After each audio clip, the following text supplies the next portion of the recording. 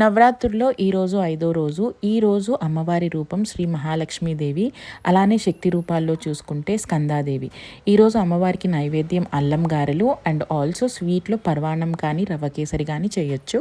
And colour వచ్చేసి green colour అనమాట. So నేను నిన్న రవ్వ కేసరి చేశాను కాబట్టి ఈరోజు అల్లం గారెలు చేస్తున్నాను.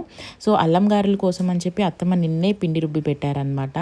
అండ్ గారెల పిండిలో కొంచెం ఇడ్లీ రవ్వ కలుపుతున్నాను, క్రిస్పీనెస్ యాడ్ అవుతుందని చెప్పి. కొంచెం అల్లం ముక్క ఎక్కువ ఘాటు లేకుండా దాన్ని బాగా సన్నగా తరుక్కుని అందులో వేసుకుని కాసేపు ఒక 5 minutes వదిలేసాను నానడానికి. సో వేసిన తర్వాత నాకు గారెలు వేయడం అస్సలు రాదు, బట్ ట్రై చేశాను అనమాట. 1, 2 ఏదో అలా వేసాను, తర్వాత అత్తమ్మ హెల్ప్ చేశారు. దీనివల్ల తెలుసుకుంది ఏంటంటే గారెలు వేయడం అంత ఈజీ కాదు అని. So practice make man perfect అన్నట్టు నేను కూడా నేర్చుకోవాలి ఇది రెగ్యులర్గా వేస్తూ.